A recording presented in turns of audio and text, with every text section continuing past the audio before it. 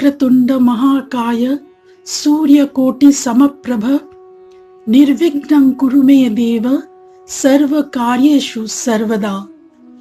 ओम गणेशाय नमः। ओम गणेशाय नमः। ओम गणेशाय नमः। नमस्कार। देश के सभी भक्त जनों के लिए हिंदी में एक नया कार्यक्रम उपासना आज से शुरू हो रहा है। इसलिए प्राणायाम हिंदी चैनल को मैं हार्दिक अभिनंदन ज्ञापन करती हूँ। सभी श्रोता बंधुओं को, साथियों को मैं स्वागत करती हूँ, मैं प्रणाम करती हूँ। आप सभी से मैं विनती करती हूँ कि आप इस चैनल को सब्सक्राइब करें एवं इस आध्यात्मिक कथाओं को आपके पास पहुंचाने के लिए सहायता करें। तो चलिए शुरू करते हैं उपासना। उपासना का अर्थ क्या है, इस प्रश्न से ही प्रारंभ करती हूँ आज का कार्यक्रम। उपासना उपासना का अर्थ है पूजा, साधना, प्रार्थना, आराधना। हमें क्यों उपासना करनी चाहिए? जैसे प्रतिदिन हम नहाते हैं शरीर को साफ करने के लिए, ठीक वैसे ही मैले मन को साफ करने के लिए रोज उपासना जरूरी है। ध्यान, प्रार्थना, पूजा पाठ, उपासना, इन सभी से हम पवित्र हो जाते हैं, निर्मल हो जाते हैं, शुद्ध हो जाते हैं। उपासना करते करते अगर एक बार भगवान के नाम लेने से सुख मिल जाए, आनंद मिल जाए, तो जीवन धन्य हो जाएगा। नित्य आराधना करते करते अंत में परमात्मा की प्राप्ति हो जाती है। इस प्राप्ति के लिए हमें निरंतर प्रचेष्टा करनी होगी। इस प्रचेष्टा के साथ समर्पण की भावना भी चाहिए। समर्पण का अर्थ संपूर्ण रूप से अपने आप को ईश्वर के चरण पे अर्पित करना। उपासना करते करते हमारे आध्यात्मिक जीवन एवं व्यवहारिक जीवन का उत्तम मेल बंधन हो जाता है। नियमित रूप से देवताओं के स्वरूप और महिमा का सर्वदा स्मरण, मनन, चिंतन, कीर्तन करते करते देवताओं के दिव्यता का प्रभाव मनुष्य जीवन को, चरित्र को धीरे धीरे आलोकित कर देते हैं, उज्जवल कर देते हैं, विमल कर देते हैं। यह उपासना सफल होती है अपने प्रयत्नों से, कठोर परिश्रम से, एकाग्रता से, लगन से, तन्मय उद्यम से और सार्थक प्रयासों से। इस प्रकार उपासना एक जीवन शैली है, एक जीवन प्रणाली है, चारित्रिक जीवन गठन करने का मार्ग प्रदर्शक है। चिंतन करते करते यह समझ में आ जाएगा कि पूजा उचित अनुचित कर्म निर्णय का एक बोध है जो हमें कभी गलत रास्ते में आने नहीं देता। उपासना से हमें वो शक्ति मिलती है जिससे हम जीवन रूपी कठिन परीक्षा में आसानी से उत्तीर्ण हो सके। उपासना से हमारे विवेक नेत्र खुल जाते हैं जो हमें अधर्म करने से रोकता है।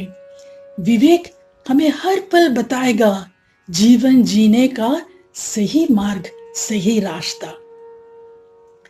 हम लोग देखते हैं रामायण के सुंदर कांड में श्री रामचंद्र जी विभीषण जी को बोले, विभीषण तुम मेरे अति प्रिय हो, अति प्रिय हो।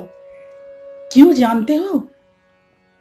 क्योंकि तुम अधर्म के राज्य में रहकर, अधर्म वातावरण में रहकर तुम धर्म का पालन करते हो, तुम नीतिमान हो, तुम सदाचारी हो, इसलिए तुम मेरे अति प्रिय हो।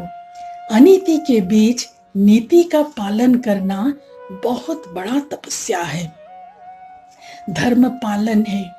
नीति का परीक्षा अनीति के बीच रहकर ही होती है। अपने आप को दुर्नीति से बचाने के लिए यह बहुत बड़ा तपस्या है। हमारे जीवन में कर्म का एक महत्वपूर्ण स्थान है। सिर्फ पूजा पाठ करने से ईश्वर खुश नहीं होते हैं। इतना कुछ करने के बाद भी हम उन्हें नहीं देख पाते, क्योंकि हमारे बुरे कर्म, बुरे विचार प्रभु से हमें बहुत दूर ले जाते हैं। हमारा पूजा पाठ, साधना, आराधना सब व्यर्थ हो जाता है। भगवत गीता में कृष्ण जी कहते हैं, सच्चा भक्त तो वह है जो हिंसा रहित हो, कामना रहित हो, सुख दुख में अविचलित हो, शत्रु मित्र मान अपमान निंदा स्तुति सभी में समभाव रखने वाला हो। भक्ति का अर्थ सिर्फ मंदिर जाना, दिया जलाना और नारियल चढ़ाना नहीं है। भक्त हमेशा सच्चाई के मार्ग पर, नीति के मार्ग पर, विवेक के मार्ग पर चलता है और उसी के अनुसार कर्म करता है। कर्म क्या है? कर्म हमारी भावनाएं, हमारे सोच विचार, हमारे शब्द, हमारे हर एक कार्य से ही कर्म बनते हैं। किसी ने खूब अच्छी बात कही। संत कहते हैं कि जैसे तुम लोग हारमोनियम के रीड पर अंगुली चलाते हो लेकिन गला नहीं साधते हो, जब तक गला नहीं साधोगे तो तुम कैसे समझोगे कि रीड के साथ तुम्हारा स्वर मिलता है या नहीं? वैसा ही आध्यात्मिक जगत है। ईश्वर की आराधना के साथ हमारे व्यवहार का, कर्म का मेल मिलाप होनी चाहिए, मिलवाई होनी चाहिए। जिस अनुशासन, जिस नियम को मानकर हम कर्म करते हैं और जिस कर्म से हम स्वयं सुखी हो सके, हमारे समाज सुखी हो सके और हमारे जिस कर्म से प्रभु संतुष्ट हो जाए, वही असली धर्म है। अर्थात हमारा कर्म दूसरों के लिए, दूसरों के हित के लिए, भलाई के लिए ही करना चाहिए। एक बार राजा शुद्धोधन एक दिन भ्रमण करते करते रास्ते में देखा कि एक वृद्ध आम का एक पौधा लगा रहा है। राजा वृद्ध के पास पहुंचे और पूछे, आप क्यों ये पौधा लगा रहे हैं? क्या इसके फल आपको मिलेंगे? वृद्ध ने जवाब दिया, नहीं महाराज, मैं यह आम का पौधा लगा रहा हूं दूसरों के लिए। जब ये पौधा फल देगा तब तो मैं इस दुनिया में नहीं रहूंगा। समाज के लोगों को इसके स्वादिष्ट फलों का स्वाद मिलेगा। दूसरों के लिए हमें कुछ ना कुछ कर्म करते रहना है महाराज, नहीं तो मरने के बाद मैं प्रभु को क्या जवाब दूंगा?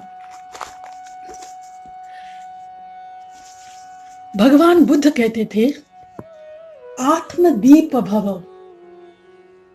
जैसे एक जलता हुआ दीपक हजारों लोगों को रोशनी देता है, उसी तरह अपने आप को एक दीपक बनाओ ताकि औरों को रोशनी दे सको, सबके जीवन में से अंधकार दूर कर सको, लोगों की भलाई कर सको। दूसरों के लिए दीपक की तरह जलते रहो, सभी में प्रेम फैलाओ। आत्मदीप भव।